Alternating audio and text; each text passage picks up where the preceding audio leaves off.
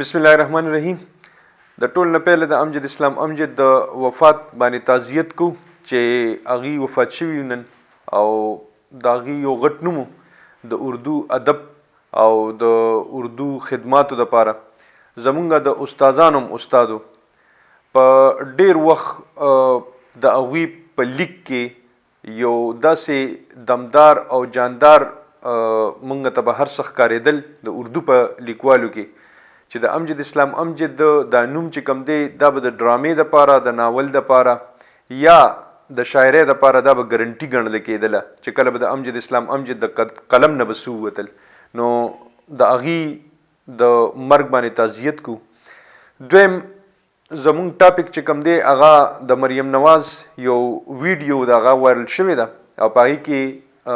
څه اوازونه راځي چې په ابټاباد کې یا په هریپور کې هغوی هغه ځای کې چېرته ورکرز کنونشن کې خطاب کوي او هغې کې ورسره په بیکګراونډ کې مریم کې پاپا چور ہیں د هغې اوازونه راځي.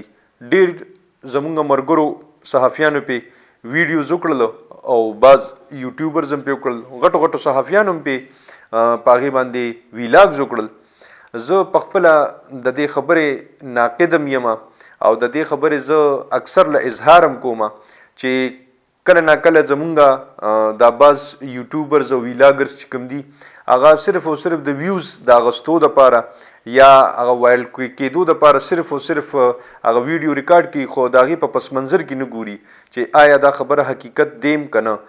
نو ډېرو غټو غټو صحافیانو هغې باندې ویډیوز کړي دي د هغوی نه پهله معذرت کوم خو ما ته داسې ښکاري چې دا ایډیټډ ویډیو ده او داسې کیدی نشي. دا ورکرز کنونشن دی. د ورکر کنونشن یو خاص کرایټیریا ده په هغې کې د ورکرز نه علاوه د عام خلک نشي تللی هغه خو صرف د ورکرز دپاره وه او دا هغه ویډیوز کې تاسو که هغه امپریشنز وګورئ نو د مریم نواز امپریشنز داسې وي چې لکه په هغې کې هغه خپل لوپټه ټیک کوي هغې دپاره هغه توقف کړي وي او بیا لاندې سې ریډینګ کوي هغې نه پس په بیا خطاب کوي دغه ورکوټ شانتي ټوکړه او بیا د ناستو خلکو والا یو ورکوټ شانتي ټوکړه ده چې هغې را یو ځای کړې ده او دې په بیکګراونډ کې دا اوازونه دغه کېږي هغه اوازونه هغې سره نه میچ کېږي او نه هغه هغې طرف ته هغې توجه شته که دا چېرته د دقه شان اوازونه د چا د پلار پسې وشي نو هغه خو به یکدم ویریږي چې په ورکرز کنونشن کې دا زما د پلار خلاف څنګه داسې اوازونه ولګېدل هغه خو به د دې خلاف خامخا اواز به اوچت کړی وي. نو ما ته نه ښکاري چې دا ویډیو په رښتیا باندې ده. زه پخپله په دې حق کې یم چې په سیاست کې دا نه حده پورې نه دي تلل پکار چې په هغې کې مونږ د خاندان د کور د افرادو یا په سیاست کې چې کم کسان انوالو نه دي هغه یا د هغوی فیمیل انوالو شي.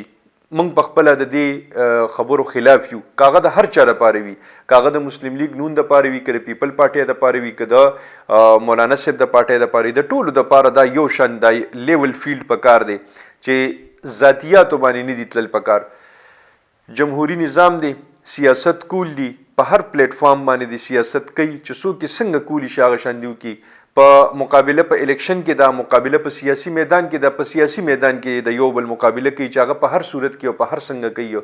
ډېره ښه ده خو داسې الزامات یا داسې خبرې نه د مسلم لیگ نون والا دپاره پکار دي نه د پیپل پارټۍ دپاره پکار دي نه د پی ټي آی دپاره پکار دي او نه مولانا صاحب دپاره پکار دي. د دې خبرو په موږ باندې په معاشره باندې زموږ په بچو باندې د دې غلط اثر پرېوځي. داسې نارې یا داسې اوازونه دا اکثر له بیا زمونږ د ماشومانو په خولې باندې راځي بیا که هغوی موږ نه د دې ایکسپلینیشن تپوس وکړي نو موږ به ورته څه وایو. دا چې اوس د کیپټن صفدر دا کم وایرل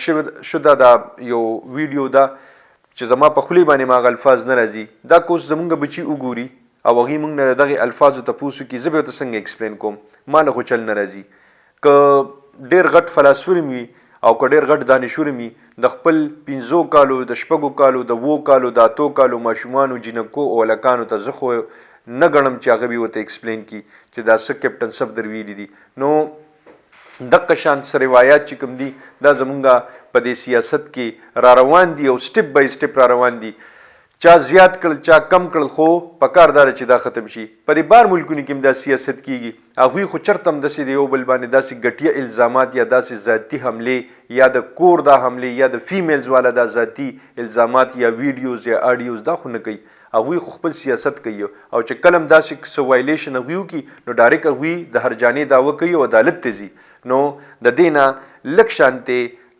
غاړه پکار ده او دې نه لږ شانتې ځان ساتل پکار دي ځکه چې زموږ په نوي کل باندې د ډېر غټ اثر پرېوځي. خوشحاله او بریالي اوسئ. د لوی الله په امان.